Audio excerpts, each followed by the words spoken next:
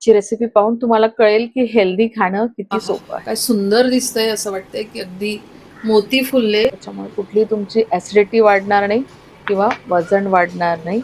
तोंडाची चव मात्र नक्कीच वाढेल आणि या वाढलेल्या प्रचंड उन्हामुळे तुमच्या शरीराला थंडावा पण मिळेल।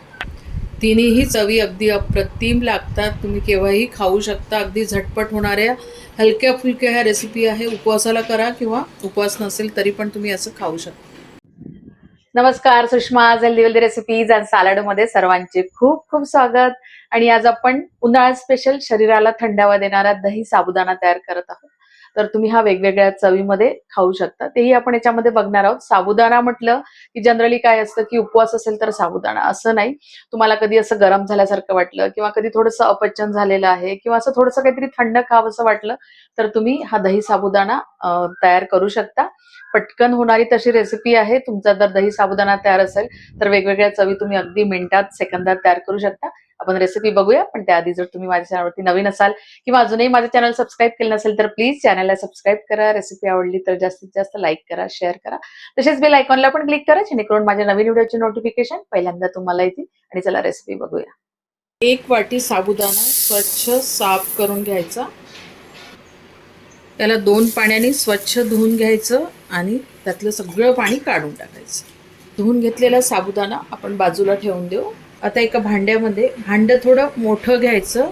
पोहे खायच्या चमच्याने मी 1 चमचा दही घेऊन घेते। दही चांगलं भरून घेतलं आहे आणि या दह्याला थोडंसं मिक्स करू आणि सगळीकडे पसरवून।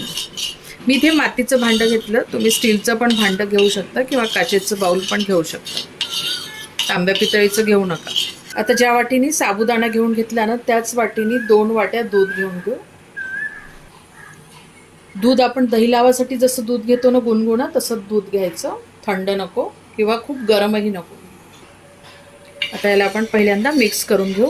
व्यवस्थित मिक्स झालं की त्याच्यामध्ये हा साबुदाणा टाकून देऊ। आता साबुदाणा टाकल्यानंतर परत एकदा हे मिक्स करून घ्यायचं आणि याच्यावरती झाकण ठेवून आपण हे 5 तासासाठी असंच ठेवून देऊ। म्हणजे दही बनण्याची जी प्रोसेस असते ना, तो वेळ याला द्यायचा। आता उन्हाळा आहे त्याच्यामुळे 4 ते 5 तासात दही तुमचं तयार होतो। हिवाळा असेल तर थोडा वेळ लागेल। तर याला अशा ठिकाणी ठेवा की कुठेही डिस्टर्ब होणार नाही, त्याच्यामुळे त्याचं दही जे आहे ते खूप चांगलं तयार होईल। इथे या प्रोसेसला 4.5 तास झालेले आहे आणि आपण बघूया। आहा, काय सुंदर दिसतंय, असं वाटतंय की अगदी मोती फुलले असं दिसते आहे। आणि याचं दही तयार झालेलं आहे, तुम्ही बघा, छान दही झालेलं आहे तयार। आणि साबुदाणा पण बघा मस्त मुरलेला आहे बघा, आणि किती छान फुलला आहे।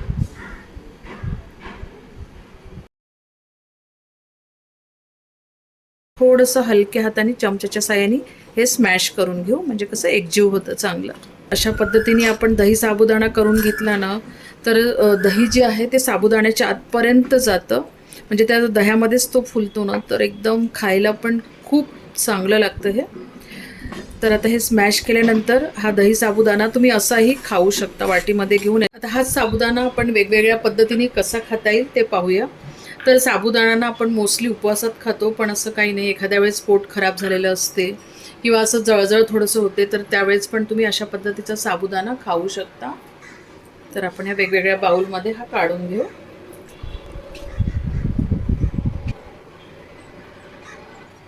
मी सगळ्या बाउलमध्ये 2-2 चमचे घालून घेतलेला। तर हा साबुदाणा तुम्ही गूळ घालून खाऊ शकता। याच्यामध्ये जास्त गूळ घालायची गरज नाही। गुळाऐवजी तुम्ही साखर टाकून पण हा साबुदाणा घालू शकता। 1च चम्मच साखर घालून घ्यायची किंवा यापेक्षा कमी घातलं तरी चालते, कारण दही आपलं इतकं परफेक्ट आहे त्याच्यामुळे गोडाचं पण प्रमाण अगदी थोडंसं याच्यामध्ये पाहिजे आहे। असं व्यवस्थित मिक्स करायचा आणि झाला हा तुमचा गोडाचा दही साबुदाणा तयार। तर दुसऱ्या प्रकारामध्ये ही हिरवी मिरची आहे। 1 हिरवी मिरची कमी तिखटवाली आहे। अर्धा चमचा भाजलेलं जिरं आहे आणि चवीनुसार सेंधे मीठ घालून घेते। तर तुम्ही जर उपवासासाठी खात नसाल ना, तर नॉर्मल मीठ टाका, किंवा उपवासामध्ये तुम्ही नॉर्मल मीठ खात असाल तर तेही घाला। भाजलेल्या जिऱ्याऐवजी तुम्ही जिऱ्याची पूड पण टाकू शकता, पण भाजलेलीच घाला, त्याच्यामुळे टेस्ट चांगली येते। झालं, आणि इथे आपला हा दुसरा प्रकार पण तयार आहे। तुम्हाला अजून काही याच्यामध्ये पाहिजे असेल ना तर तुम्ही तडका देऊन पण करू शकता, पण अगदी सिंपल, साध्या आणि हेल्दी पद्धतीने मी तुम्हाला दाखवत आहे. आणि इथे आपला दुसऱ्या प्रकारचा पण साबुदाणा तयार आहे. तुम्ही याच्याऐवजी लाल मिरची पावडर पण टाकू शकता. आणि हा तिसरा प्रकार म्हणजे आपला प्लेन, आम्ही असाच ठेवणार आहे, याच्यामध्ये काही न घालता खायचा. तुम्ही पण या पद्धतीने दही साबुदाणा एकदा नक्की ट्राय करा आणि आवडला तर लाईक शेअर करायला विसरू नका. परत भेटूया अशाच एका छानशा रेसिपी सोबत. तोपर्यंत धन्यवाद.